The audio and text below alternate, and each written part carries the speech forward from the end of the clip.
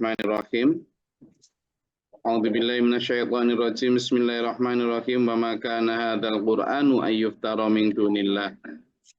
Walakin tasdiqal ladzi baina yadayhi wa tafsilal kitabi la raiba fihi min rabbil alamin. Memang Quran itulah isinya debat ya. Kebanyakan debat antara orang-orang yang menentang kebenaran Al-Quran dengan wahyu-wahyu Allah yang didatangkan secara beruntun, secara berturut-turut, mufassilat ya.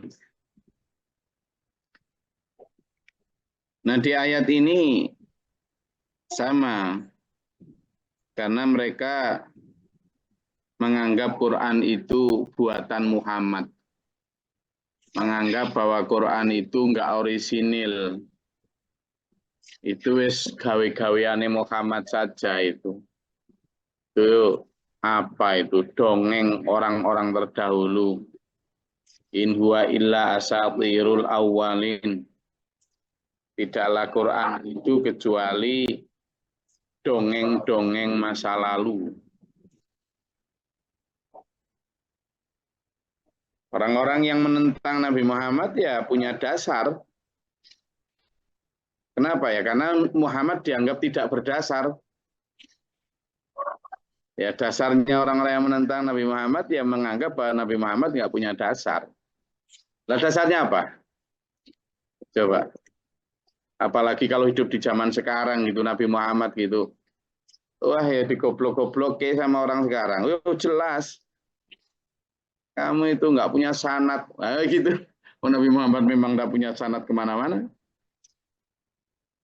Sanad itu ya, sanad keilmuan itu kan sanad. Terutama kamu ngomong gitu itu dasarnya kitabnya apa, karangan siapa. Kamu mengatakan begitu itu kamu punya otoritas dengan pernah berguru ke siapa, santrinya orang mana. Kalaupun santrinya si kiai ini, kiai itu enggak apa, itu enggak terkenal itu. Lah padahal Nabi Muhammad SAW itu ya enggak berdasarkan kitab apapun, juga enggak pernah berguru atau ngaji dimanapun. Sudah pun begitu, enggak bisa baca tulis. Jadi kalau kemudian Quran itu dianggap iftara, ya kan, ayyuftara, diada-adakan oleh Muhammad. Ya orang saat itu yang berilmu, apalagi ulama-ulama saat itu, ya wajar menuduh, menganggap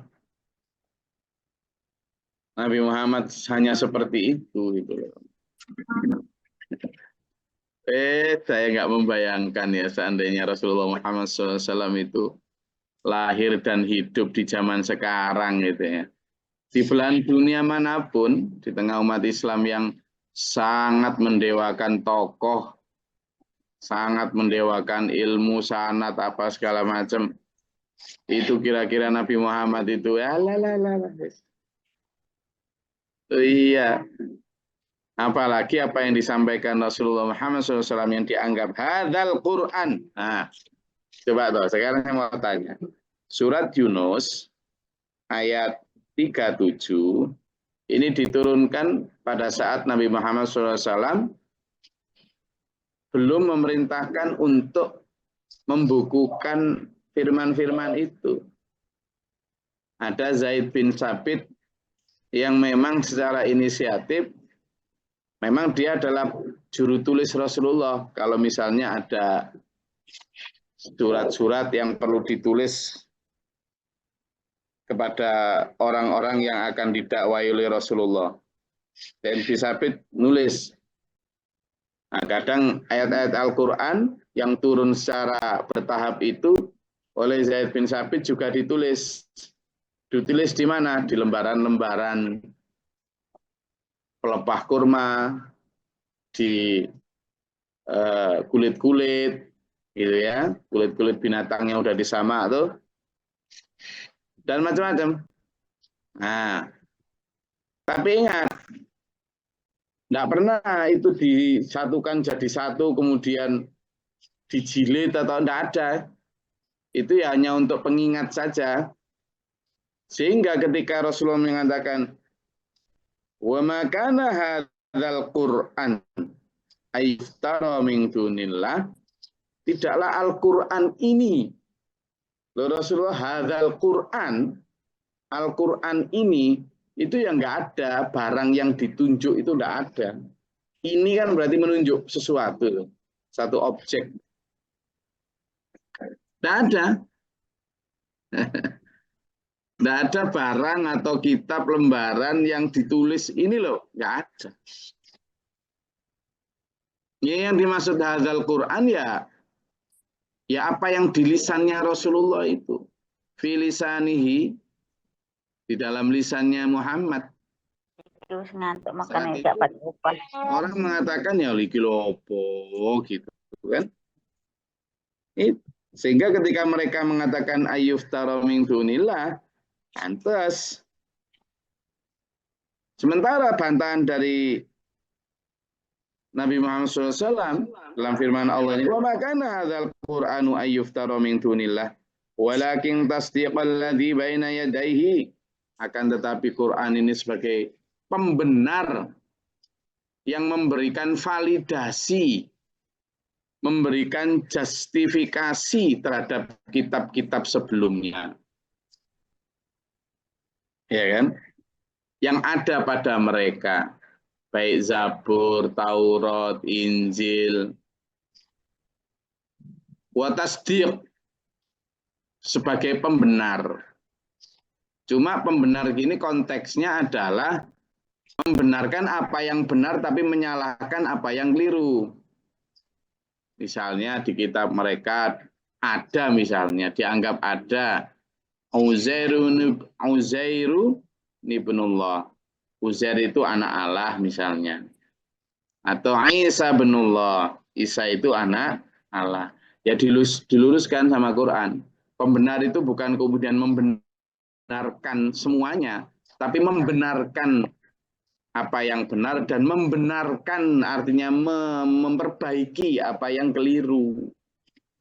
Nah, yang di poin memperbaiki atau membuat benar apa yang keliru itu mereka tidak terima. Enggak keliru ini. Gitu. Di situ letak diskursusnya, kontradiksinya. Wa tafsilal kitab bila raiba fihi, dan menjelaskan kitab-kitab hukum-hukum di situ yang tidak ada keraguan di dalamnya. Menjelaskan hukum apa? Ya hukum Taurat, hukum Injil yang mungkin banyak yang taktumul kitab. Kan banyak ya ulama-ulama Bani Israel yang menyembunyikan isi kitab. Atau yang talbisul haqqa bil batil, yang mencampur adukkan antara yang hak dan yang batil. Karena di dalam kitab-kitab sebelumnya memang banyak hal yang hak, benar. Ajarannya memang dari Allah, tapi dicampur dengan tradisi, dengan pemikiran-pemikiran, ijtihad manusia saat itu. Nah, Al-Quran datang untuk meluruskan kembali yang asli orisinalnya seperti apa sih. Sama Taurat merevisi apa yang ada sebelumnya. Kemudian Injil juga merevisi dan memperbaiki apa yang ada di sebelumnya. Al-Quran juga begitu, penyempurna wa tasdiqa alladzi baina yadayhi, apa yang ada pada sebelumnya. Dan menjelaskan apa yang mir rabbil alamin, dari Tuhan semesta alam.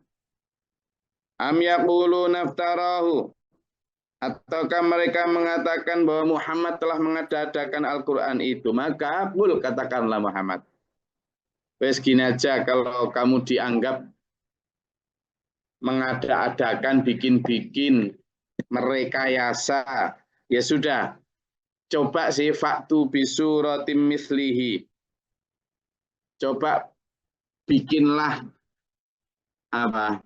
datangkan satu saja surat yang semisal dengan Al-Quran, baik dari sisi kebenaran faktanya, baik dari sisi mantik berpikirnya, baik dari sisi keindahan bahasanya, baik dari sisi keagungan fenomena yang diceritakannya. Coba sih bikin satu surat saja, gitu kan? Nah, mereka wad'u man istata'tum min dunillah. Lalu ajak siapapun ahli-ahli kamu yang memang kamu rasa mampu selain dari Allah tadi. Gitu ya. Jadi surat atau tiruan Al-Qur'an sudah pernah dulu dicoba diadakan itu ya oleh orang-orang zaman dahulu yang mencoba untuk meniru ketika mereka di surat apa itu gitu. Misalnya ketika turun surat Al-Asr itu, wal asr, a'udzubillahi minasyaitonirrajim. Wal asr innal insana lafi khusr illa alladziina aamanu wa 'amilus sholihati wa tawassaw bil haqq wa tawassaw bis sabr. Gitu. Lalu itu kan demi waktu kan gitu kan artinya itu kan demi masa. Sesungguhnya manusia itu benar-benar dalam kerugian kecuali orang yang beriman, orang yang mengerjakan amal saleh dan nasihat menasihati supaya mentaati kebenaran dan nasihat supaya mentaati kesabaran. Itu kan jelas itu. Artinya ya kan, arahnya jelas itu. Lalu ada orang yang mencoba untuk menerima tantangan membuat satu surat itu. Mereka bikin gini. Ya baro ya wa baro innama anta iradu wa sodaro wa sa'iroka tafdiro tafro. Artinya apa coba? Wahai bulu, sesungguhnya kamu hanyalah sebutan dan yang muncul, sedangkan keseluruhanmu adalah lubang. Karena memang orang-orang ahli ulama ahli kitab saat itu atau penyair hebat zaman itu banyak penyair hebat ya. Jadi sejak Nabi Ibrahim alaihissalam bersama dengan Ibu Hajar menempati tanah tandus di sekitar Ka'bah di Mekah itu lalu jadi kota yang ramai sampai beribu tahun kemudian jadi kota yang benar-benar sangat ramai, artinya menjadi pusat perdagangan, ya pusat budaya, apalagi orang juga ziarah berhaji ke situ. Mekah itu dipenuhi dengan orang-orang berilmu, termasuk ahli-ahli penyair yang hebat. Nah, ketika Quran dianggap sebagai sebuah karya syair, ya kan, karya puisi, gitu, maka orang kemudian mencoba untuk menandinginya dengan membuat seperti itu. Dan banyak lagi, misalnya surat Al-Fil itu ya, Al-Fil itu kan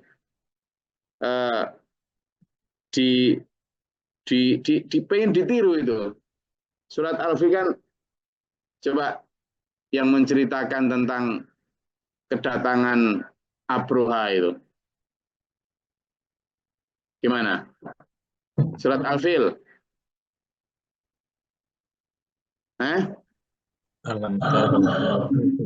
Jelaskan di situ. A'udzubillahi minasyaitonirrajim. Alam tara kaifa fa'ala rabbuka bi ashabil fil. Alam yaj'al kaidahum fi tadlil. Arsala 'alaihim tayran ababil. Tarmihim bihijaratin min sijil faja'alahum ka'asfim ma'kul. Rima katanya il lam itu. Tapi jelas bukan hanya sekedar rima katanya saja, tetapi di situ juga jelaskan tentang alam taro, tahukah kamu kaifa fa'ala rabbuka bi ashabil fil? Apa yang telah Allah perbuat atau apa yang telah Allah putuskan terhadap pasukan gajah itu al-fil, ashabil fil. Itu kan? Alam yaj'al kaidahum fi tadlil. Kemudian kamu tahu tak bahwa Allah telah membuat bahwa segala tipu daya mereka itu benar-benar sia-sia, hancur lebur.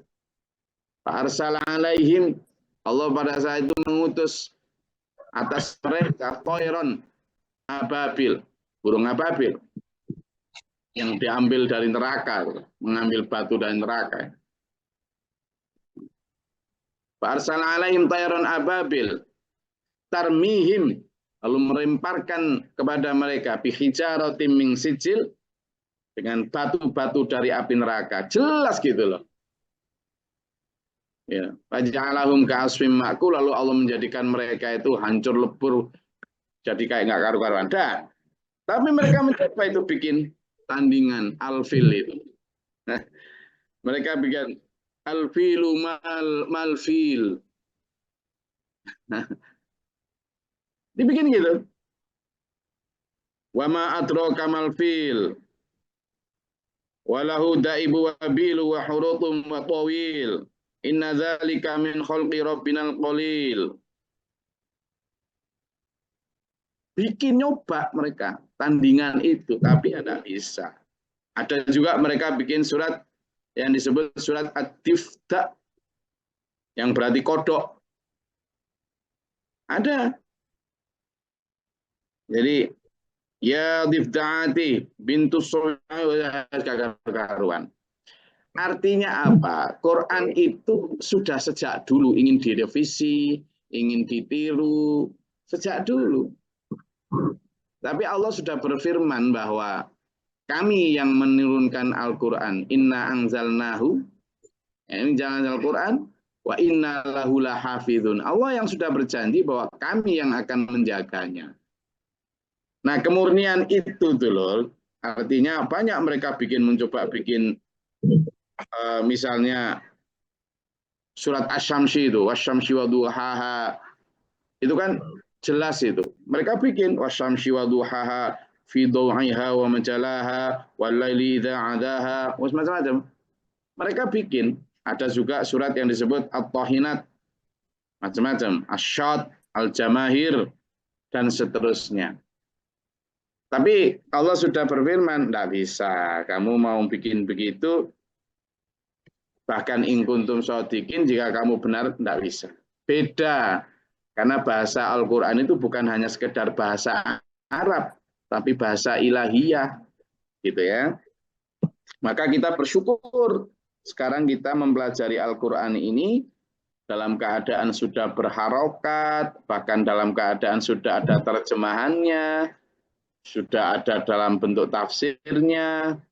Ya, saya menyuguhkan tafsir ini kepada sampean semua juga tidak hanya menurut saya selalu berdasarkan asbabun nuzul menurut hadis ini, menurut kitab ini, ya kan, berdasarkan ini sejarahnya seperti ini tafsir dari kalimat ini, menurut imam ini begini. Saya selalu begitu untuk memberi kita insight, ya. Dan kita bersyukur, alhamdulillah. Coba kalau kita dengar langsung dari Nabi Muhammad gitu, Sallallahu Alaihi Wasallam, belum tentu kita beriman loh, belum tentu. Nah itu kita bersyukur sekarang ya. Bal kadzabu bima lam yuhitu bi'ilmihi wa lamma ya'tihim ta'wiluhu. Di ayat yang ke-39, bahkan sebenarnya mereka mendustakan apa yang mereka belum mengetahuinya dengan sempurna. Dan mereka juga belum memperoleh penjelasannya. Wis kadung gak seneng ya. Kak, apapun penjelasanmu wis gak masuk. Itu wis ditolak. Sebelumnya itu sudah tidak mau. Ya. Kadzalika kadzdzabal ladzina min qablihim fanzur kaifa kana 'aqibatul dzalimin, dan sudah sebagian itu memang gayanya, bentuknya orang-orang yang tidak mau percaya terhadap kebenaran itu sejak nabi-nabi sebelumnya ya memang begitu itu caranya, gayanya begitu itu. Dan lihatlah bagaimana kesudahan dari orang-orang yang mendustakan ayat Allah. Tapi ya diulangi lagi. Wa minhum may yu'minu bihi, tapi toh demikian ada di antara mereka yang masih beriman kepada Al-Quran. Wa minhum man la yu'minu bihi, tapi ada juga yang tidak beriman terhadap Quran. Ini biasa itu. Kalau Abu Bakar As-Siddiq ketika turun surat tentang Isra Mi'raj, lalu Rasulullah juga menceritakan pengalaman Isra Mi'raj, orang mencibir semua. Itu apa lagi ini? Lawang jarak antara mana? Masjidil Haram, ya, jarak antara Masjidil Haram ke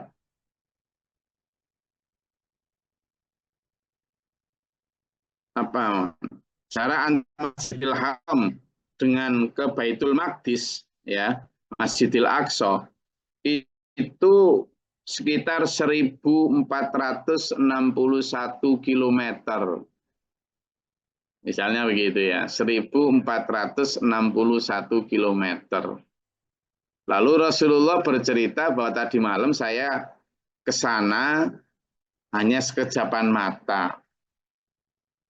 Waktu itu belum ada, jangankan pesawat, mobil ya ada belum ada, kereta api belum ada, tidak ada. Seandainya ada pesawat pun jarak segitu masih membutuhkan beberapa jam. Lah ini waktu itu belum ada pesawat, belum ada apa, menyampaikan bahwa tadi malam saya dari Masjidil Haram ilal Masjidil Aqsa. Lalu tidak hanya itu, tapi dari Masjidil Aqsa juga lanjut terbang ke Sidratul Muntaha.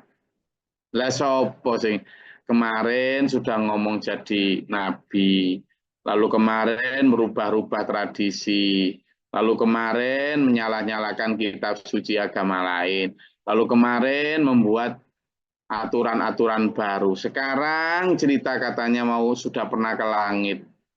Lagi sementara enggak pernah ngaji, enggak pernah punya guru kiai. Lagi gimana kamu ini? Tapi, nah ini wa minhum mayyuminu bihi. Orang-orang kayak Abu Bakar gitu begitu diceritain orang itu loh ada Muhammad cerita kalau gini gini gini gini gini. Kata Abu Bakar ya, oh saya jangankan cuma cerita bahwa dari Masjidil Haram Masjidil Aqsa sekejapan mata. Seandainya beliau Nabi Muhammad SAW bercerita bahwa gunung itu nanti jadi emas, saya lo percaya. Seandainya disampaikan bahwa ini nanti hari ini kiamat hancur, saya lo percaya saja saya. Segitunya keimanan orang-orang yang memang ada jatah iman. Tapi wa minhum man la yu'minu, tapi bagi yang tidak iman terhadap Quran ya sudah kepres. Maka rabbuka a'lamu bil mufsidin, sudahlah Allah yang Maha tahu, yang lebih tahu siapa yang berbuat kerusakan. Nah, dari situ kita bisa memilih dulu. Kita ini menjadi orang yang beriman ataukah menjadi orang yang mana? Itu. Nah, kita bisa dengan cara apa meneliti itu? Ya coba kita menghadirkan suasana seandainya kita hidup di masa Rasulullah menghadapi seseorang sosok bernama Muhammad yang kita panggil sebagai sekarang Nabi Muhammad SAW, tapi dengan kondisi kita seperti ini. Atau sebaliknya, seandainya kita hadirkan Nabi Muhammad SAW saat ini dengan kondisi beliau yang ummi, tidak bisa baca tulis, kemudian ajaran beliau melawan tradisi, ajaran beliau menyalahi ajaran agama sebelumnya, ajaran beliau membuat hukum-hukum baru, ajaran beliau tidak cocok dengan nafsu, kira-kira kita beriman atau enggak? Nah itu kita bisa meneliti siapa diri kita. Ya, saya rasa itu. Monggo. Kalau ada yang ditanyakan atau disampaikan, silakan. Gus. Ya, makanya. Assalamualaikum warahmatullahi wabarakatuh. Terkait bahwa itu adalah sebagai pembenar apa yang keliru dan banyak orang yang tidak mau disalahkan. Kalau ditarik ke masa sekarang, apakah orang-orang yang otoriter lebih mengedepankan pendapatnya sendiri, tidak mendengar pendapat orang yang mungkin tanda kutip keilmuan lebih rendah, itu merupakan sifat atau orang itu belum mendapat hidayah? Ampun. Jadi ada karakter dan ada karena godaan setan ya. Kalau godaan setan itu bisa dirubah dengan hidayah. Tapi kalau karakter atau sikap dasar ini yang paling sulit Mas. Orang yang misalnya tidak mau mendengar kebenaran karena ditutup atau diganggu setan, kita doakan semoga setannya pergi insya Allah mereka dapat hidayah. Kejadian itu terjadi ketika misalnya Umar bin Khattab dan Khalid bin Walid, akhirnya diberi Allah hidayah itu. Tapi kalau sudah jadi karakter, sifat dasar yang memang tidak mau dengar peringatan, apalagi dari orang yang merasa bahwa karakter itu sulit memang dirubah. Sulit sekali.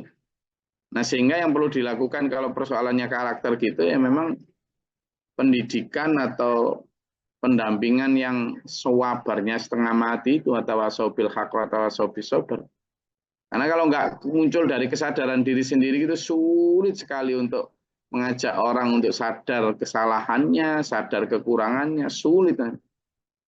Nah itu jadi orang yang tidak mau menerima masukan atau peringatan itu karena dua sebab itu, kalau sebab karakter dasarnya orang sulit. Karena kalau cuma sekedar karena dia ditutup setan, ya kita bisa mendoakan supaya diberi daya, dibukakan pintu rahmat dan sebagainya. Sehingga ya kita analisis entah itu terjadi pada diri kita atau orang lain.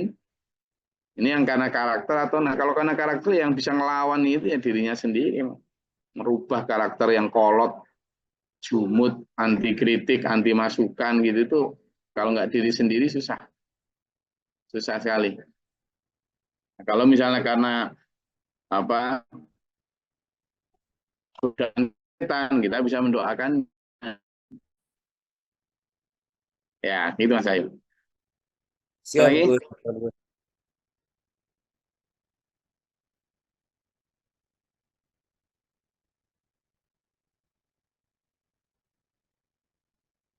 Ada? Oke, kalau tidak ada, saya rasa cukup kajian kita pada pagi hari ini. Dan tetap semangat di hari Ahad ini, bahwa apa yang Allah janjikan kepada kita, kebenaran Al-Quran itu mutlak sifatnya. Sementara pikiran-pikiran kita itu bisa jadi kecampuran hal-hal yang sifatnya nafsu, baik nafsu bahimah binatang, nafsu insania manusia biasa, basyariah, kan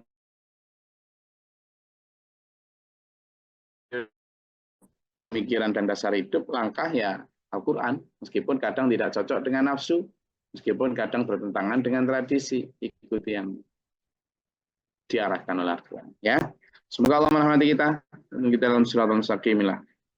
Amin. Allahumma sholli wa sallim barik. Allahumma fil mu'minin wal mu'minat wal muslimin muslimat al akhir. Allahumma atina fi man hadayt wa afina fi man afayt wa lana fi man tawallayt wa barik lana fi ma atayt wa qina syarra ma qadayt. Astaghfiruka wa atubu ilaika. Allahumma da'fana al-bala wa bala wa muslimin. Ya Allah. Rabbana la tadallna fi rahmin rahim. Rabbana wa na faktubna ma syahidin rabbana la tuzigh qulubana ba'da idh hadaytana wa hab lana. Amin. Allahumma la tazalna wa nafiqna wa sallallahu alaihi wasallam. Amin. Rabbi yadurka min yadi syaitan wa rabbi yaduruna bisra. Allah ta'ala nabba rahmatika Allahumma anzilna rahmatan wa rahmatan wa barakatuh. Allahumma afrina sabra sabra min. A'udzu billahi min judil bala wal badar kisyafa wasil qada syahadatul anta Allahumma salli al huda wa taqwa. Rabbana hab lana min azwajina wa dhurriyyatina qurrata a'yun waj'alna lil muttaqin. Rabbi fil wa la khil wa ziyati wa daratina min asfalati. Subhana rabbika rabbil izzati amma yasifun wa salamun alal rabbil alamin. Assalamualaikum warahmatullahi wabarakatuh. Waalaikumsalam. Waalaikumsalam. Terima kasih.